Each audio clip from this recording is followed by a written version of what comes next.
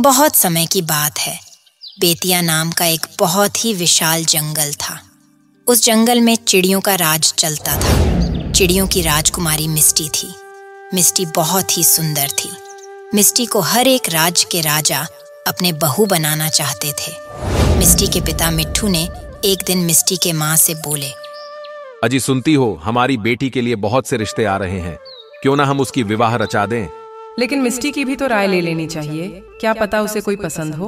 उसमें मिस्टी की राय की क्या जरूरत है। मंगलपुर के राज के राजा मेरे घनिष्ठ मित्र हैं। उनका इकलौता पुत्र रोशन है। क्यों ना मिस्टी की विवाह उससे करा दिया जाए। मिस्टी बहुत ही खुश रहेगी। जैसा आप ठीक समझे। तो ठीक है, मैं आज ही अपने मित्र के पास संदेश भेजता हूँ। मिट्ठू ने मंगलपुर के राजा को यह संदेश भेजा कि मैं अपनी पुत्री की विवाह आपके पुत्र रोशन से करना चाहता हूँ और अपनी मित्रता को रिश्ते में बदलना चाहता हूँ।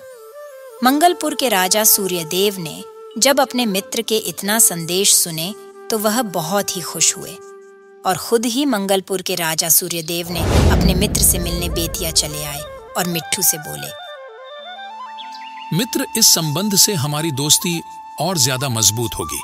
सूर्यदेव की यह बात सुनकर मिट्ठू भी खुश हो गया और अपनी पुत्री की विवाह सूर्यदेव के बेटा रोशन से ठीक कर दिया। जब यह बात मिस्टी को पता चला कि उसका विवाह उसके पिताजी ने ठीक कर दिए है, तब वह बहुत घबरा जाती है और कुछ देर के बाद वह अपने पिताजी के पास में जाती है और बोलती है, पिताजी, मैं विवाह नहीं करूंगी। मैं राज दरबार के एक सिपाही मंटू से प्यार करती हूँ। मैं उसी से विवाह करूंगी।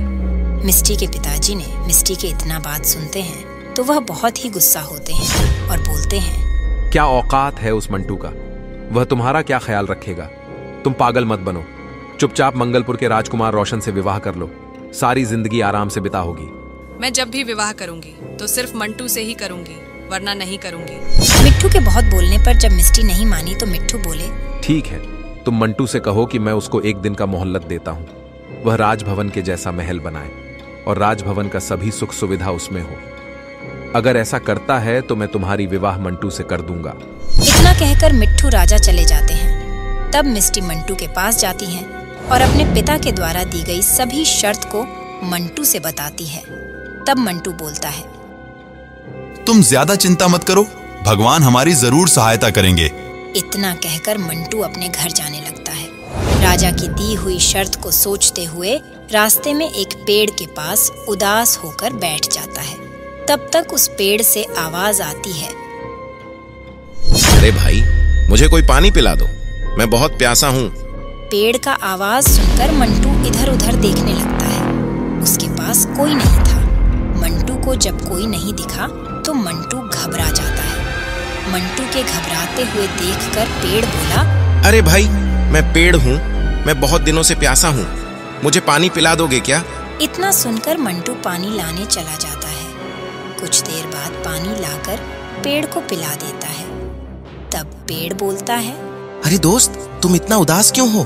अरे पेड़ भाई, जब तुम मुझे दोस्त बोल ही दिए हो तो मैं आपको अपनी सारी बातें बताता हूँ। तब मंटू पेड़ से राजा की दी हुई सभी शर्त को बताता है। दोस्त, मैं एक सोना का जादुई पेड़ हूँ, मैं तुम्हारी सारी मुश्किल दूर कर दूंगा। इतना कहकर पेड़ अपने जादू से राजा से भी सुंदर एक राजमहल बना देता है और उसमें सभी सुख सुविधा वाली सामान को भी रख देता है। तब पेड़ बोलता है, ये लो दोस्त, अब तुम राजमहल जाओ और अपने प्यार के साथ विवाह रचाओ, और यह लो ढेर सारे सोने, मेरे तरफ से तुम्हारी शादी का उपहार है।